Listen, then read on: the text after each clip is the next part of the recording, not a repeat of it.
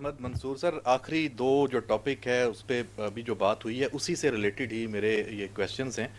एक ही सवाल है, दोनों चूंकि इंसदाद दहशतगर्दी का जो चैलेंज है उससे जो जो रुकावटें हैं, एक तो अफ़गानिस्तान की बात हो रही है, पहले उसका साथ लिंक दे दूं कि अफ़गान तालिबान रजीम आज इस प्रेशर में मैं ये समझता हूँ कि पहली दफ़ा एक गैर मुबहम अंदाज में हमने पाकिस्तान ने उनको अपनी किताब से फारग कर दिया है।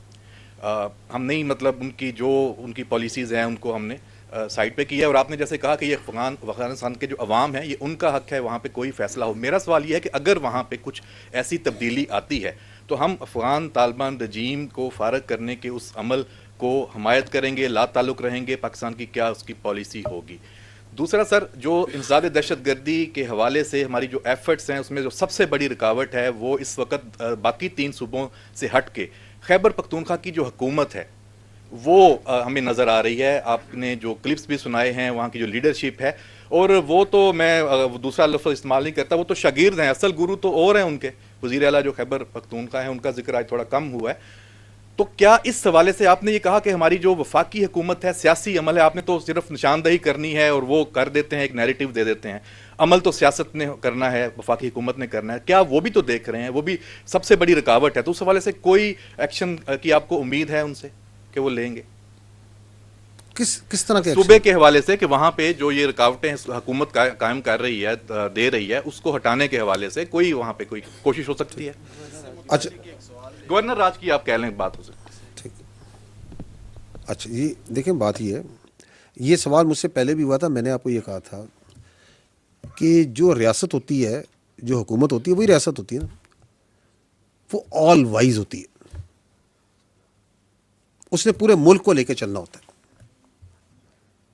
हमारा काम है अपना पर्सपेक्टिव दे देना। वो हम आपके सामने भी रखते हैं, गवर्नमेंट को भी क्लियर पता है और उनको हमसे बेहतर पता है, उनके पास और भी जराए होते हैं पता करने के। But they are, because of the political expertise and the larger governance की जो उनकी कैपेबिलिटी होती है, जो उनकी एबिलिटी होती है, और सबसे बढ़कर उनकी जो रिस्पॉन्सिबिलिटी होती है, तो इट इज़ देयर डिसीजन मेरे भाई। ये सवालात उन्होंने करने हैं, उन मामलात के हल उनके पास होते हैं। This is for them to decide and they have to see multiple things. फौजी जो है ना, वो बिल्कुल ब्लैक एंड वाइट में सोचता है। सियासतदान जो है ना, वो मुख्तलिफ शेड्स में they have the ability to think. इसलिए हम कहते हैं वो ऑल वाइज।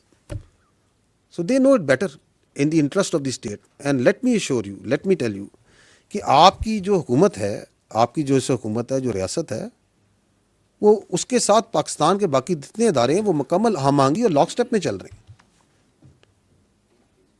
कोई ऐसा इशू नहीं है। तो they also understand and the conversation is complete. They also understand कि जी बिल्कुल जो सा है, ये इशू है, ये चैलेंज है, इसको कैसे रिजॉल्व करना है। बट इट इज़ बेसिकली एक रेटोरिकल, एक पोलिटिकल इशू है, तो उसको सियासतदान जो हमसे बेहतर हल कर लेंगे। They understand. जो आपने बात की कि पाकिस्तान की पॉलिसी क्या होगी, तो पाकिस्तान की पॉलिसी जो सी है उस रियासत पाकिस्तान हालात को देख के उसे बनाएगी। और जो इंटरस्टेट इश्यूज़ होते हैं उनके अंदर जो लीड होती है वो हमेशा मुफा की होती है। वो जो आपके डिप्लोमेट्स हैं वो बड़ा अच्छा गाइड करेंगे कि क्या किस वक्त किस मौके पे कैसे करना।